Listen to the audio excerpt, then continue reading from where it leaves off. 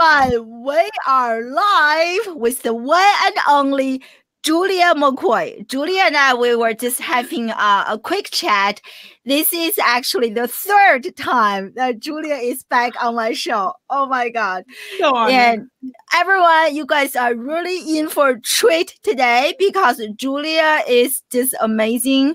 And I was just like preparing my notes, and I actually wrote down on my piece of paper that Julia is the only content marketer that I personally trust.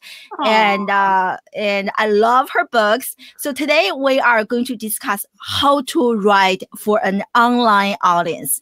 And many of you, I saw some of my students are here, and let me know where you guys are joining us from which country and from which platform. Hey, Stella from London. Hey, Aquane from New Jersey. And many of you guys, including myself, we are small business owners, entrepreneurs, and there's one thing that we do, that all of us do, that is producing content. And this is something that I personally struggle. I think there is so much crap.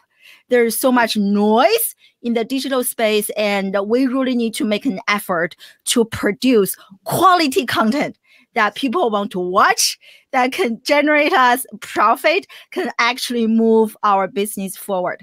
And that is what we are going to discuss today. And Julia has promised me to pull the curtain behind, right? To share all of her secrets with us. But before we get into the Q&A, I just want to share a quick introduction of how amazing Julia is. Aww. And she's the founder and CEO of Express Writers for 8+ years. Oh my God. You guys really need to follow her on Twitter, on LinkedIn, and follow Express Writers on all the social media channels. And Julia last year got featured in Forbes twice in a row, like back to back almost, because of how exceptional she is as a content marketer. And there's, as I shared earlier, there's only one content marketer I trust, and that is Julia McCoy. I love her writing, and you guys should read her blogs. And she's also the author of 2 best-selling books. The first one is So You Think You Can Write, and the second one is Practical Content Strategy and Marketing. And I love the book. I love the book. I read the book. I love the book. And the book is actually forwarded by Mark Schaefer, who is coming to my show next week. I just love how Julia and Mark back to back, like 2 powerful people. So that is enough, everyone. And welcome to the show. All of you guys join us from different platforms, from different channels, from the past, from the present, from the future. Thank you so much for being here with us in this Classroom Without Walls family. We are here to learn from Julia, to learn from each other. And welcome to the show, Julia. Yay. Oh, what an amazing intro. Thank you so much. I feel really bad right now because my energy is like down here because I'm sick, and your energy is like, but we will make this work. I'm really excited to be here. And the 3 times invitation is such an honor. That is, I mean, you are also someone I really respect because of how real you are with the advice you give in education, which I think is really missing in social media, just educating new people, young students. So I think the work you do is amazing. So I'm honored. Oh, thank you so much. I did say I have a few students join me. Yeah. So anyway, thank you so much. And we are going to discuss how to write for an online audience. And if you guys have any questions, please leave them in the comment section, and we are going to ask Julia, and we are not going to let her go without answering all of our questions. No, that's good. So I love how you wrote on your LinkedIn, Julia, and your mission is to help people create content that can actually generate profit and move their business forward. And you have been in this content writing business for 8+ years. Mm-hmm. And so tell us more about the importance of good and quality content, especially in 2019. As I shared earlier, I personally feel there's just so much crap, so much noise. So share with us why good quality, and quality content is so important and becoming more and more important in 2019 and beyond? Yes, absolutely. Well, great question. I just got off a webinar about 2 hours ago that I did for Search Engine Journal. And the topic was what not to do when it comes to SEO. And the quality of content was such a big part of that whole conversation. Mm-hmm. So I thought it's really cool that we bridge from that to your Facebook Live. But quality content it's such a, I don't know, I think it's an overused term and people don't really know what it truly means. Quality content is like so easy just to throw around and tell people to produce it. But what does it actually mean? And it's almost like content is this breathing, alive human thing for each and every brand and marketer. So it's hard to, I mean, you can still quantify what it looks like. You can talk about the structure. And it all comes back to your goals, right? So what are your goals with content? That's where you should start. Then start with your audience, what they actually want to hear about, and then go from there with your structure and creation schedule. But with goals, quality content, really great content, all starts with what is one thing that I'm trying to answer with this piece of content? And that could be a topic, a focused keyword. So you need that one goal. And then when that is clear and you've mapped it to your audience, you know it's what they're interested in, then comes the quality part. So all that background research is so often missed by so many brands and marketers. And I've taught almost 100 students in my content strategy and course this exact thing. Like there's so many background steps before we get to the actual content. And those are so important to the quality. And then when the actual quality of the content is like, once you have all the other steps clear, your goals, your strategy, your keywords, then the quality is like crystal clear. Well, here's what I need to produce because I know what my competition looks like. I know what's out there. I know what I'm up against, and I know what my audience wants. So for that, the quality could look like a 5,000 word blog to answer the question, how to make a latte, where you have subheaders, you have subsections, and it's the best piece of content out there on that topic. Or it could look like a simple guide that goes to your email list that's really creative and not so much this 3,000 word beast, content beast that we often publish at Express Writers. So I think remembering all the research that goes in before you start creating is integral to the quality of the content and the success of the content, because that's what we all want, right? We want success from our content. We don't want it to fall flat. So that background research is every bit as important as formulating the content itself. Oh, I love this. And later, one of my questions is to really ask you to share with us the process, the steps that you are taking. So I'm sure you are going to share more about this, like background, backstage research. But before we get into the step to step, and I cannot talk about quality producing content without discussing organic reach. Ooh, so what is your take on this? The $1 million question, right? So do you think organic reach is dead? And so what's your take on this? Great question. Well, I was trying to think of several ways I could answer that because there's so many things that come to mind. And I think for me, it comes down to two things. So for one, and this is going to be tough reality, but that's what I'm all about, right? Tough reality. Oh, Kathy's here. I know her. Yeah, we all know her, right, Kathy? Yes. So content marketing realities, right? We want to get to what works. So organic reach, I think if that's your worry, especially if you're new to content, this is something you're approaching for the first time, you don't really have a blog schedule yet, organic reach should not be on your mind at all. Like that shouldn't be a worry. You should worry more about building an audience that's going to come back to your content and building great content that puts your name somewhere in the industry. So people want to go back.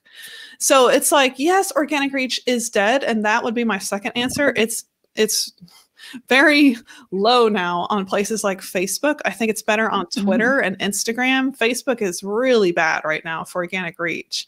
Unless you have an audience coming back like you do, the reach is terrible. If you were to do this for the first time, you know, it's like new time content creators are going to have a really hard time on Facebook, but Twitter, Instagram are still the organic reach. And then something we covered just a couple hours ago in the webinar that I was on for Search Engine Journal was the power of SEO.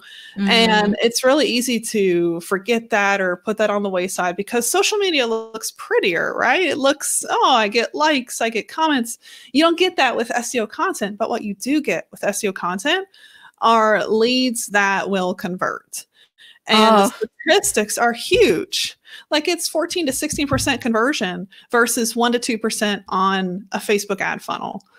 So SEO content, Google is our #1 source of traffic across the web. 60% of 3.7 billion online users come from Google. So we need to know how to create content that's going to impact the rankings. And so that people who are finding, like they're searching for something specific that we can answer, that's where we should focus on because organic reach in Google is not dead, not by a long shot. There is so much opportunity. And I'm doing keyword research every few days now because the keyword data changes. What was good a couple days ago is now not as good. So keyword data can change really quickly if someone grabs that spot and then has a really great piece of content. Wow. So do you actually recommend that we do this keyword research on almost like a daily, definitely regular basis?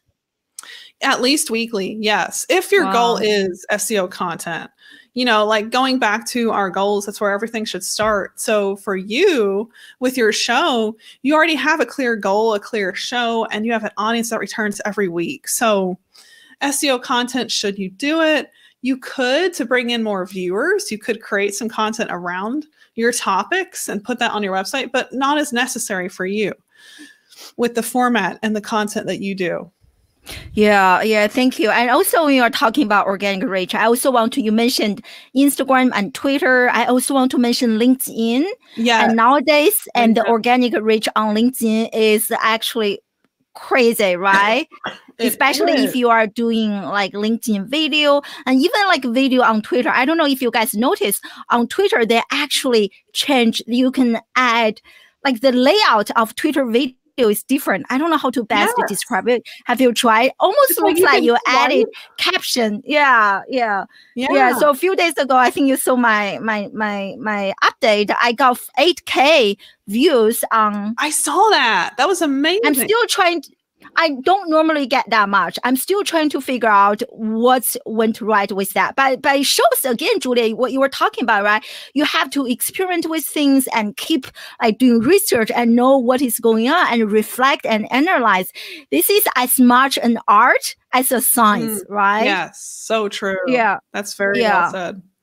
Yeah, and well, we have so many people here. Hey, everyone. And I think I saw a question from my friend Stella, and I'm trying to. The comments are so fast, and it is very challenging trying to go live on multiple channels and still trying to find the necessary.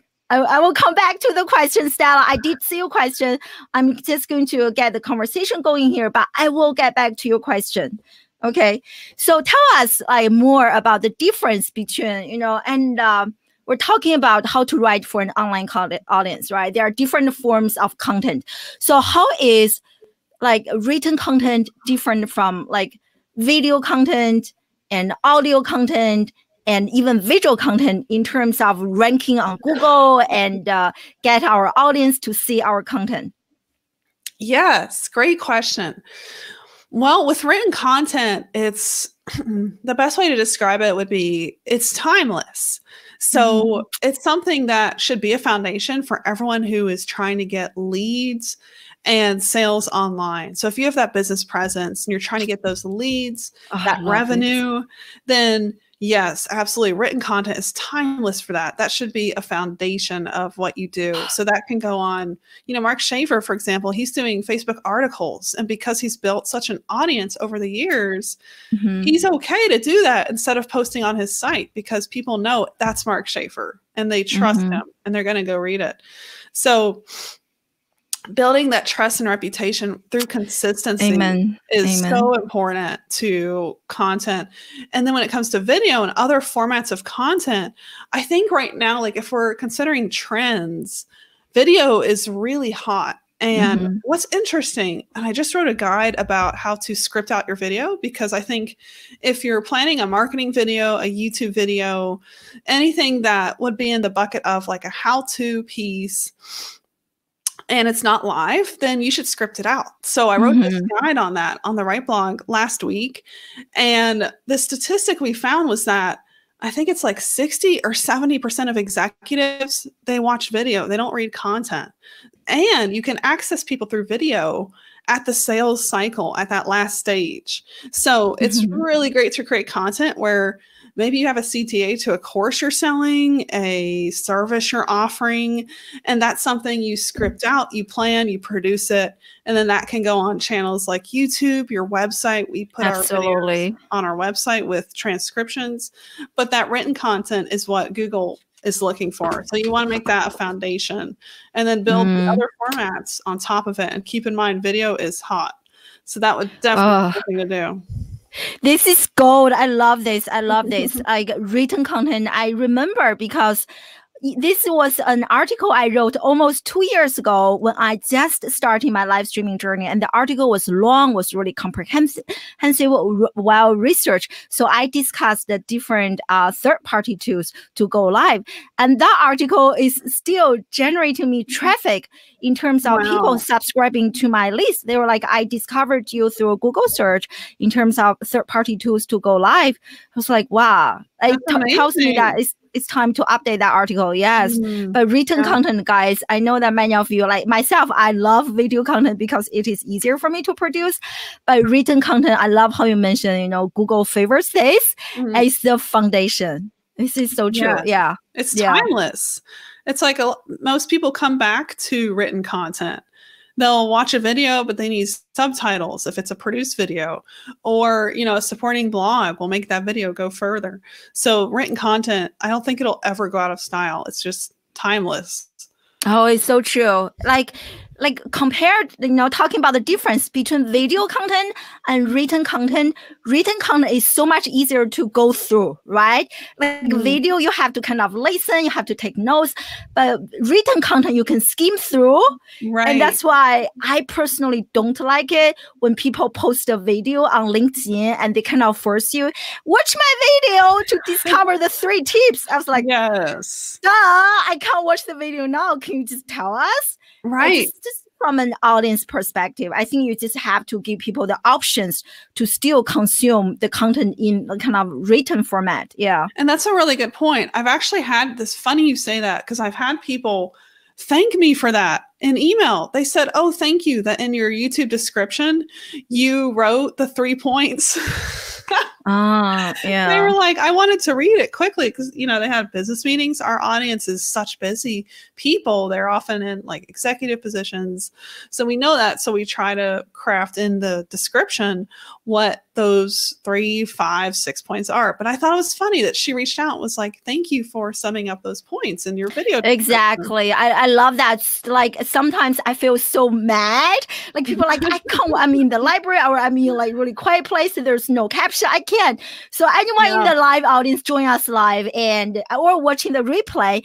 If you are producing any form of video content, make sure you give people a different option to consume the content. Yeah.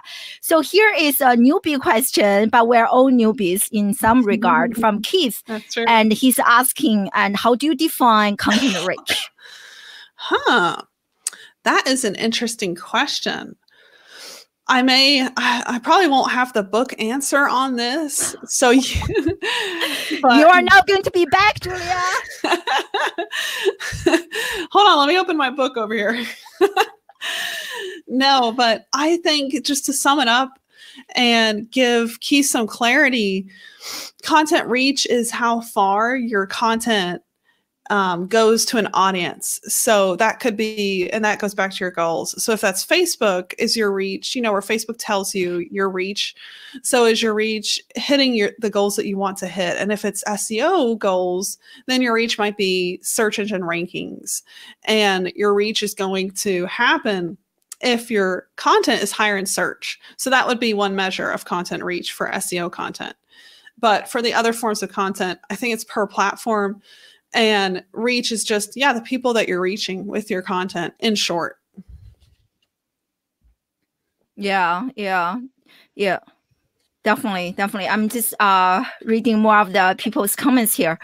And also, there is another question I saw from Melissa. I think some of the questions I'm showing right now were probably the question you asked us a few minutes ago. So sorry about the delay. So Melissa was asking, and we were probably talking about writing quality content, so we should include keywords in our blog and HTML content. Is that right? Yes, absolutely. So HTML content is probably your web pages, if that's what you're thinking about. And then for your blogs, absolutely, keywords. And one trend, we just went over this in the webinar a few hours ago that I did for Search Engine Journal. One trend was that you don't ever no longer today and in the future, do you have to create multiple pieces of content for synonymous keywords. Instead, those keywords can go in one piece of content, make that more comprehensive. So that's what Google's looking for. So that's a little bit tougher to understand. I was about to ask you. That's tough. Explain again. Yes. So instead of just one piece of content for one keyword, right? That was like 6 years ago. That was the thing. Here's one keyword. Okay, I'll write a piece of content around it. In our agency, that's what we did all day. But today, here's a focus keyword, and then here's synonymous keywords. So we're going to bring those together in one piece of content and create something that Google says, oh, you matched the topic. So with Google standards, they're looking for content that answers the purpose of that keyword. So instead of just like how to make a latte was our example in the webinar, instead of just a keyword on like 6 pieces of content on how to make a latte with how to make an iced latte, how to make a latte at home, how to, different variations. You're not going to create one piece of content per, you're going to use all those in one guide.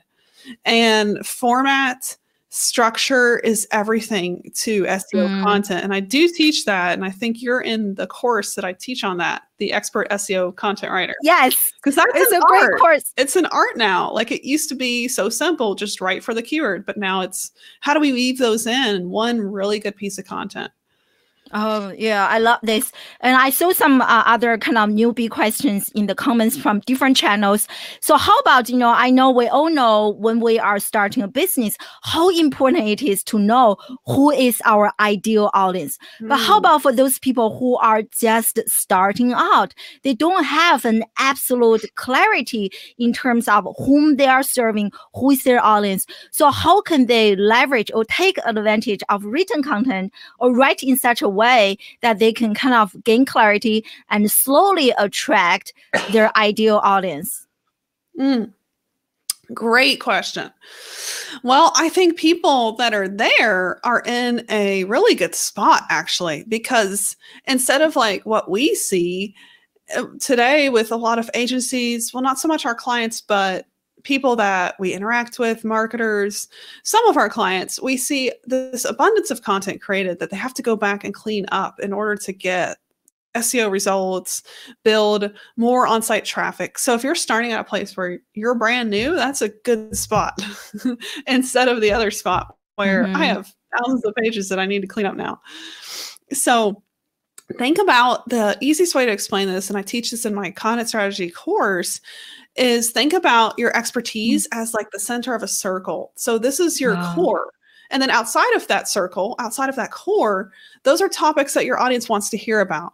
So let's say you sell shoes. You shouldn't just be writing about the product, the shoe.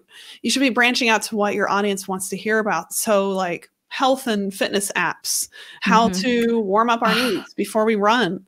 So things like that is what they're interested in. So once you know that, okay, this is the industry I'm in, this is the people I'm talking to, then you need to think about, well, what would pique their curiosity? What would they want to click on? Oh, I love this example. You know, frequently I hear from people, they ask me, hey, I don't know what to talk about. But the example you just give us here is such a great way to show you it's not just about this specific thing you are doing, but about the audience you are serving. Oh my God. And all of a sudden, if you think that way, there are like 10 times more topics that you can discuss. That's the good news. Like your topic just explodes. Oh, there's so much I could write about.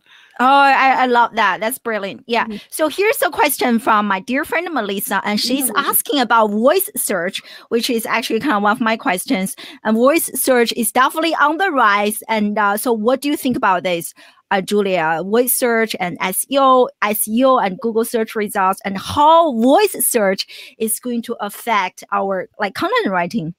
Yes, great question. I love that question.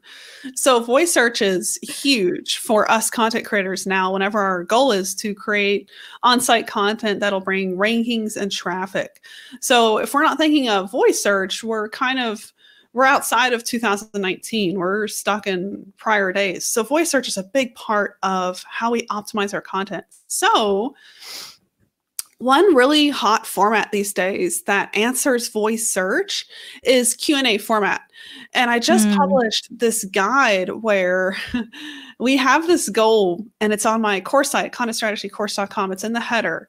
So what we did is we came up with like, I think the top 80 terms in content marketing that people normally don't find answers to. So the answers are missing online, or they're on Wikipedia. They're not clearly explained. So that's a Q&A format, and we specifically addressed voice search. So our goal was, if someone was to ask Alexa or ask Siri, what does content marketing mean? Then we have this 30-word snippet along with 100 other snippets that are in the same topic area. That's semantic search.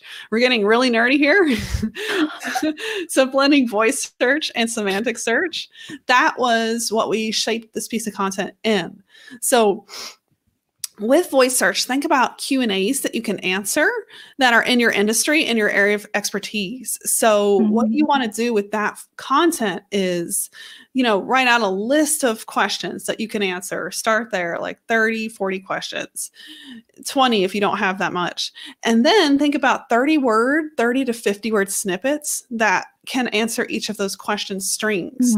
That is 30 words is the researched spot where Alexa will read back an answer to you. It has to be 30 words.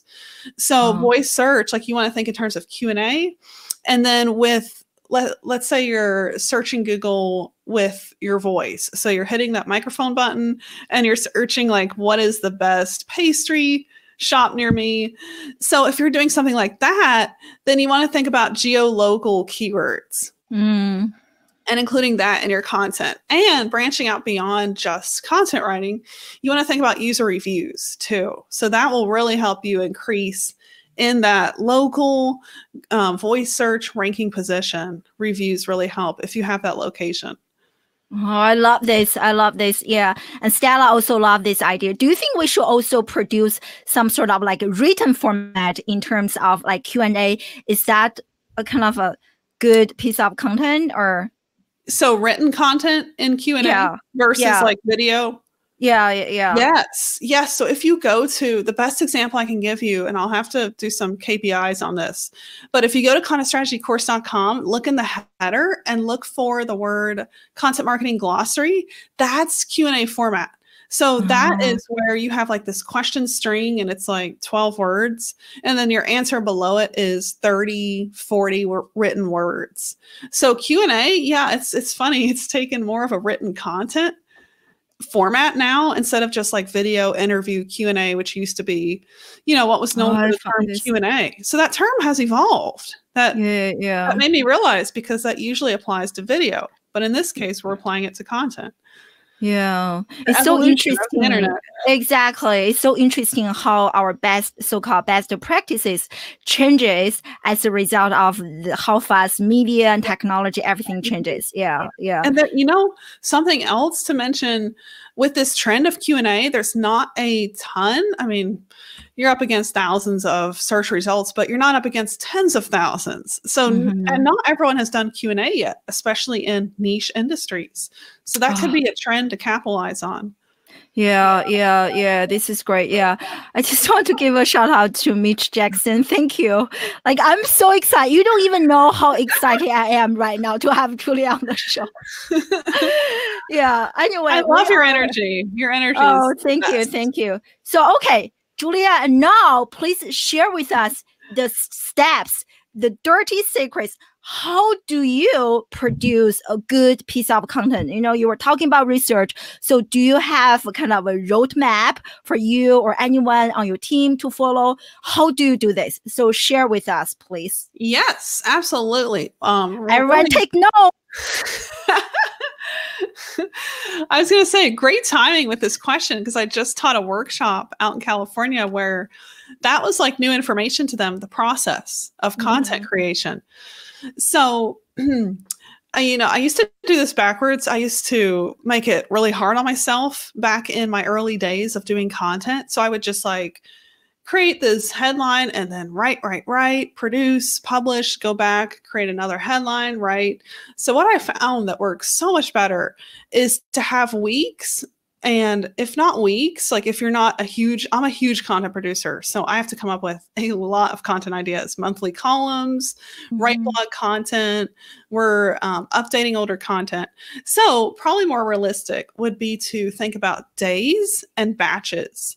So what you want to think about is the 3 stages. So ideation is the first stage, and then creation, and then editing and publishing is the 3rd stage. So the first stage in ideation, not creation, that's where you could spend just a whole day coming up with ideas, and you just line item all of these in like a Google Doc, or I use notes on my Mac, and I just have this running note of all of my topic ideas. And then once I have some really good topics out of those ideas, I'll take a keyword and search for it in Keyword Finder.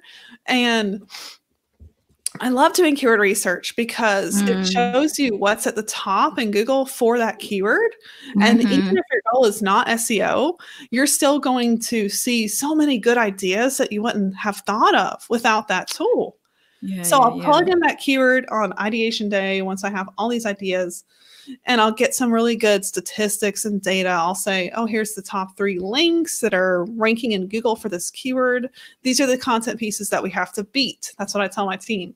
So then once I have the ideation done, then it's time for creation. And I'll usually spend a full week on creation. And I divvy up between 2 to 3 writers in my team to help me produce all of this content. And I give them the idea. So it's really important that you're never outsourcing the idea stage. And I'll tell you, there are some marketers that do, and it gets them in so much trouble. Like I have heard that there were marketers that were on someone's podcast who didn't know what their own blog topic that week was. Don't do that. Oh my God. That's bad. So I don't have that problem. I'm just one person. So yeah. That's good. Yeah. Anyway, yeah. So you were talking about the 2nd stage, creation. Yes, creation. So definitely, like once you have on ideation day, I usually come up with like 4 good ideas, and then I'll spend another day coming up with like 4 really good more ideas. And all of those ideas are data backed, right? So I'm researching them in keyword tools. I'm asking myself, can we actually do better than what's at the top of Google? And if we can't, we usually toss that idea because it's already been done and you can't redo it better. But if you can, and what's really interesting is there are so many opportunities to create content that's better than what is out there, because like you said, the internet is so full of crappy content. It's ridiculous. So there are always opportunities where you're like, that piece has like 50 typos, like that bad. That's still happening. So ideas. So definitely data back. And then creation. I spent at least a week on like 2 different pieces of content, and they're moving through different stages. So the first draft stage, the second, and then by the time we have most of the content mapped out, then we go to our designer with, okay, we need an infographic, we need a header, we need a CTA. We design custom-made CTAs with every piece of content. And that's also how we get more results from our content. So if we did a guide on how to write for social media, we'll link to our social media services with a custom-made image. And like that step is so simple. It doesn't take much to produce that image, but it's such a big part. And I wasn't doing that for like the first 3 years. So I was missing out. Wow.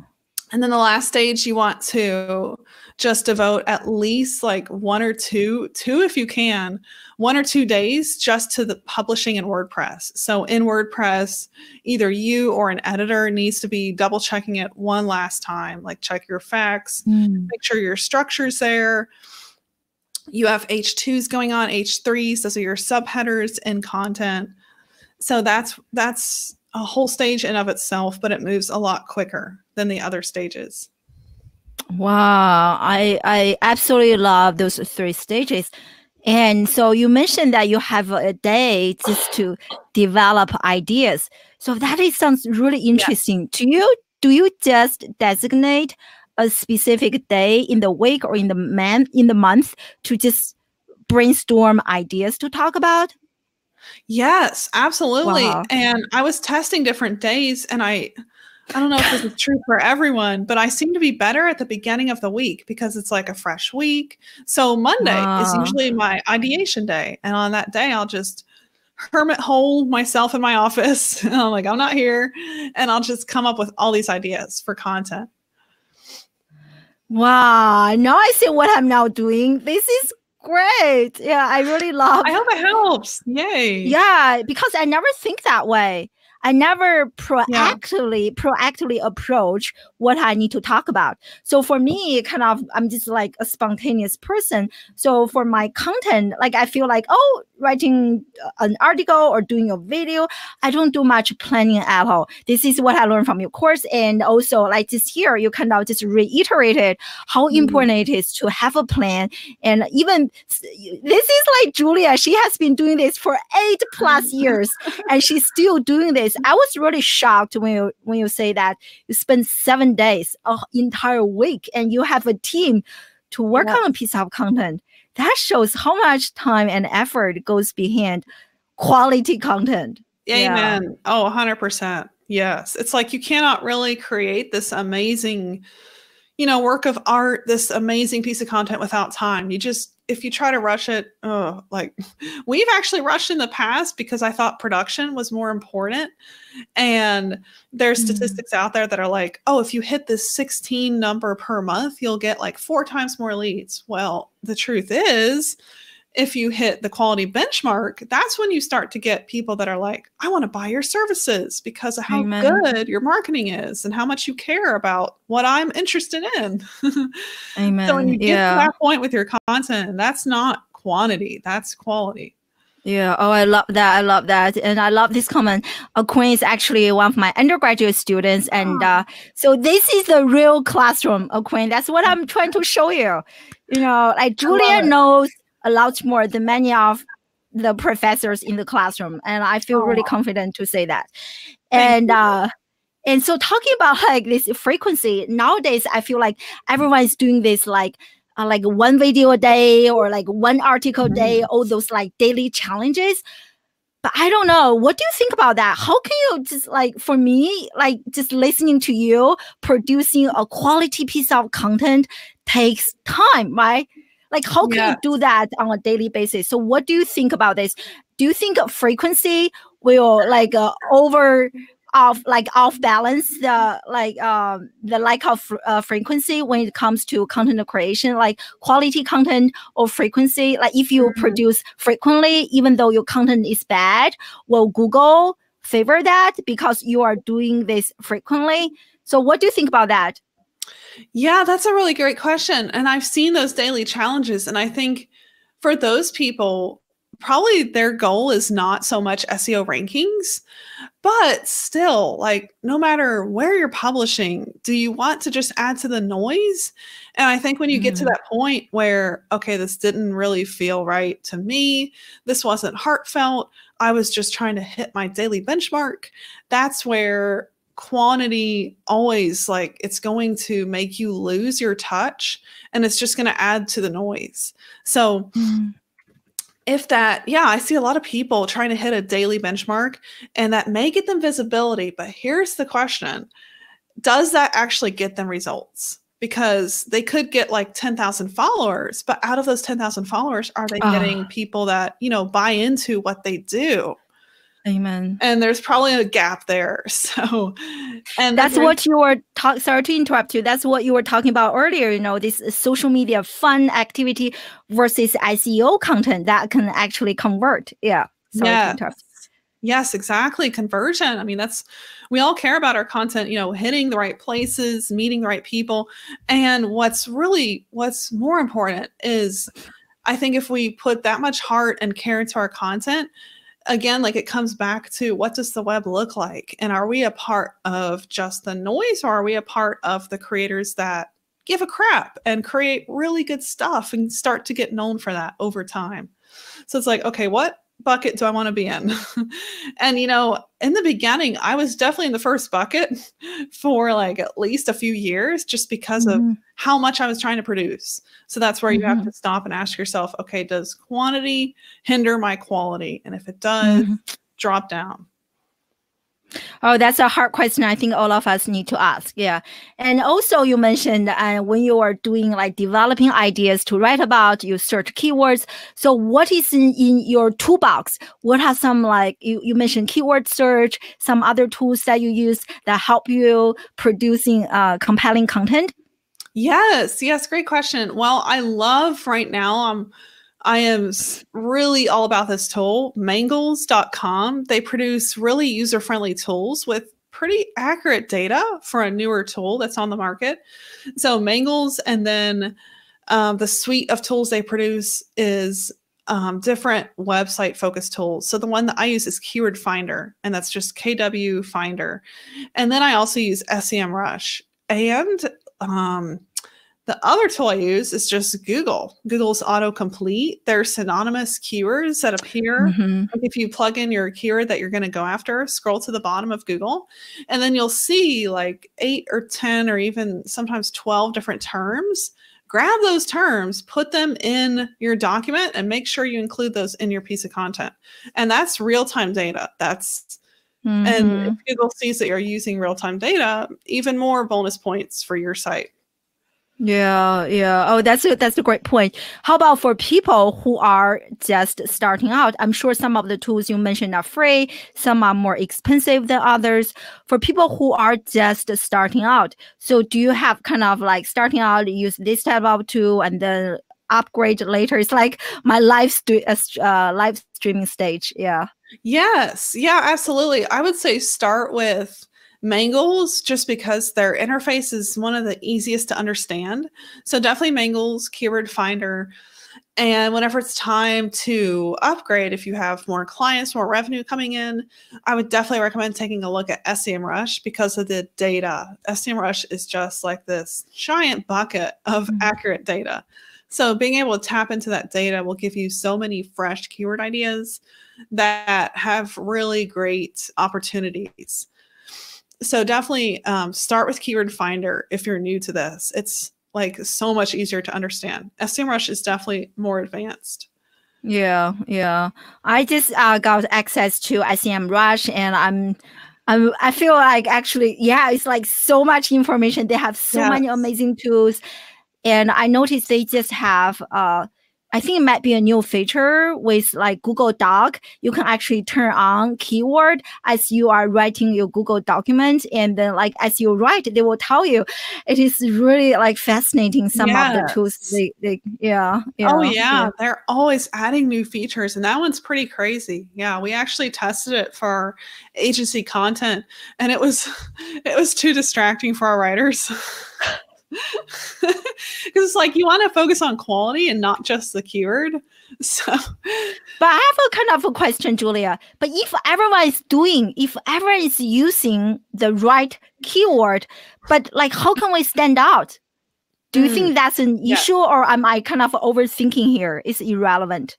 No, because I that's a just feel great like question. if there's a template, if everyone is following this template, if everyone is using the similar keywords, then we are similar. I'm just thinking about Seth Godin's book, The Purple Cow. If we are all becoming grape cows, where is this purple cow? Oh, I'm so glad you asked that, because like we shouldn't end this topic without talking about that. And that's a huge piece of the content puzzle. And I teach that in both my courses. And this term I came up with really helps my students, and I've blogged about it too, really helps people identify, okay, I have to go beyond just, structure, research, using the right tools. While all that's important, to really stand out, you need what I call a content differentiation factor. Oh, I love and that. That's like the thing in your content that people want to come back for. So that can be done all kinds of ways. If it's like a GIF that you come back to and you use in your content, if it's a fun way to say their name. And a really good example is Anne Hanley. She does a bi-weekly newsletter, and her content is so unique, and how she addresses her fans, her subscribers, is one way of being unique. So she's like, I forget what she said last weekend, but it was so funny. It was like, hello beanpole, and then some other funny statement. And I was just cracking up reading this newsletter. So like, that's where you have to inject personality and you have to be different. And look at the top results in Google, definitely let those help get you some inspiration. But it also comes down to some of my best ideas. And I'll add to that, some of my highest converting ideas have been after a walk outside or after a shower. So I sat down and I had this idea for this email campaign, and I was taking a walk with my dog down the street. And I was like, you know what? I was looking at the street and I like, everyone that approaches me about this problem that I solve in my course, content strategy, they are often stuck in this rut. And I thought of like this car that goes nowhere, and they're just like stuck in this rut, and their wheel is turning and they're in this hamster wheel. So from that idea, from, walking the dog, I created this email, and it was just a one-off email campaign. And we had like a 4 times conversion, as opposed to all the other emails that I'd been sending like for 11 months that were templated based on best practices, what you should be doing. So that's where going outside the box. And I think that's, put on, what's the word for that? Where you get some tunnel vision, and you have to like go inside yourself for what's unique to you instead of just looking at the competition. Yeah, I love what Vicky said. Yeah, Vicky is such a runner. She runs. She's just amazing. Follow her on social media. She also has her own podcast, which is also really great. Yeah.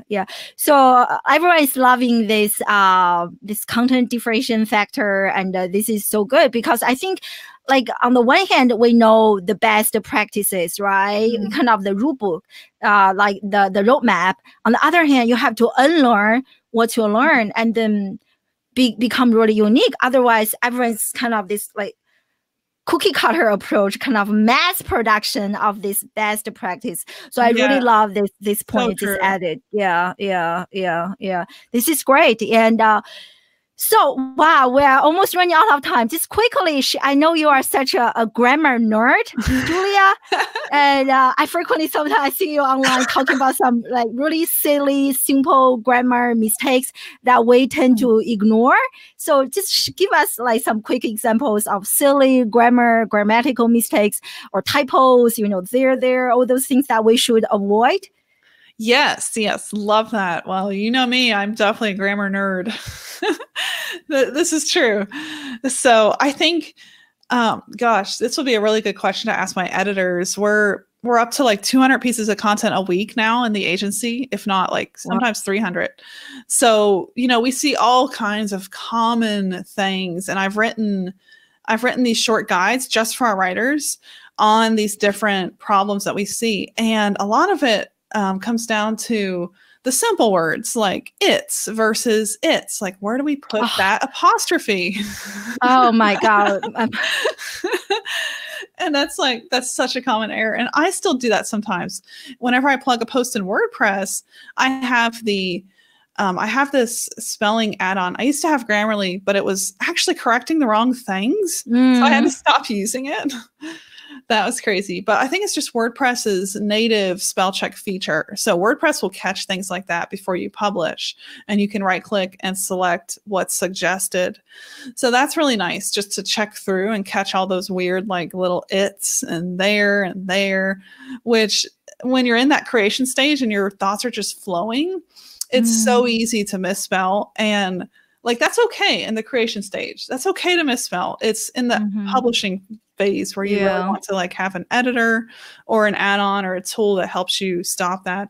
And the other common error is whenever we get really awkward keywords from clients, our writers think that they don't have to make it sound grammatically correct. So we're always going back to our writers, telling them that Google now looks for good grammar in content.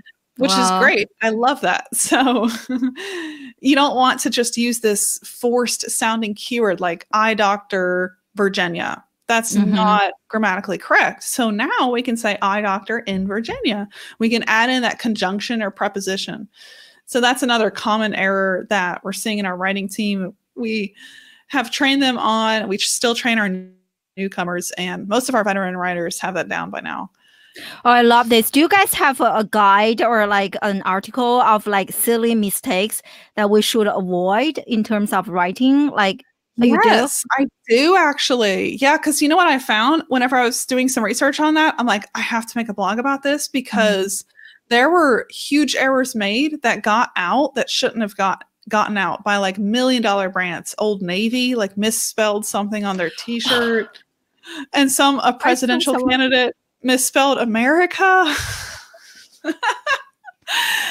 So yeah, I have a list of those. Yeah, I'm going to remember the title, or like if you don't mind, just like sharing the link in the comment section, or like I want everyone to get that, especially some of my students who are joining us live. It is just so important. And also sometimes you read bad articles so much that you almost forgot.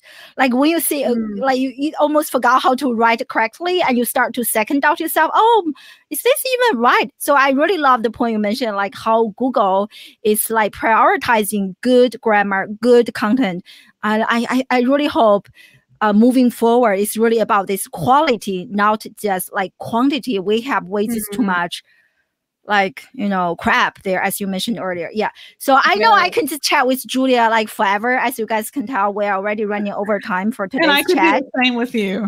Yeah. So what is next for you, Julia? Share with us some exciting projects, courses you're selling, so people, if they want to learn more about you, from you, so they can check them out. Yes. Awesome. Well, you know, I was asking to myself, should I reveal the name on I's show? And I can't right now because I'm such a content nerd. I don't have content out yet for this new brand. So like, I don't want anyone to Google it and not find content. Oh, we're not doing Google yet. Trust us. But I am launching a new personal brand inside the next couple of months. I just saw our first round of designs yesterday, and I'm so excited. Like, this is my vision of teaching and helping people in content marketing get to profits, strategy, conversions quicker. You know, with that goal, this is my new brand, and I'm going to be teaching workshops, using my courses in bigger ways, doing some e-learning, blogging, creating even more ultimate guides. And yeah, so I'm really excited about this site, and it's going to be all me. So right now we have expresswriters.com. That's my agency. But I'm doing more YouTube. I'm doing more like standalone personal brand things. So I'm going to tie all of those things together in this new personal brand. And I really want to make a difference in this industry. Like that is at my heart. I really want to help people in content marketing. I love this. You are already making a big difference, Julia. I think you are going to make an even bigger difference. So when do you think you are going to have the kind of the finale? Like, share with us everything, this amazing like new thing, new brand you're launching in May or in summer? Yes, yes, absolutely. Well, it looks like it'll happen in May, and I'm trying to actually get like part of it live because I'm teaching a workshop right here in Austin in 2 weeks. It'll be my second one in like 2 months. So I'm trying to get a page live that reflects my branding, the mission, and we can get some email subscribers so that way people can know when it's actually live. So if you follow me on all my platforms, especially Twitter, I will be sharing when it's out there, but we should have a tentative page the last week of April and then the whole site out May or the month after. Wow, that's awesome. That's awesome. That's awesome. I can't wait. And you know what? You will be back again after that launches. I love it. Anytime. We just have to make this in person next. Exactly. That's my goal. You know, next time, guys, I'm going to do an in-person interview with Julia, and we are going to break the internet. I will be like, my gosh, look how excited I am across the continent. I'm actually in Korea right now, across the continent. But this is truly amazing, and thank you for doing this with us when you are sick and not feeling well, Julia. But like the content, all the points you mentioned are amazing, and I can't wait to rewatch everything you shared myself. I'm sure everyone in the live audience got a lot from this conversation. So where can people learn more about you? You mentioned Twitter, right? Is that the main platform for people to get hold of it? Okay, awesome. I love Twitter. And I also am really big on Instagram these days. So you can find me there at Femme Entrepreneur. So you have two. So that is the more official one, right? Yes. Okay, great. Awesome, everyone. Thank you so much. And next Wednesday, as I mentioned, I will have Mark Schaefer join us on the show. If any of you wants to volunteer to help me monitor comments, please send me a DM, because it is very hard to be live on multiple channels, have an intelligent conversation. You saw that I lost myself a few times today. It was very challenging. If any of you wants to do. Oh, thank you. Thank you. Just let me know. And I hope to see you guys next Wednesday. Same time, same location. And make sure you guys follow Julia. And thank you so much for being on the show, my dear. I really appreciate this. This was so much fun, you guys. Thrilled to be here. I know. Bye, everyone. Bye.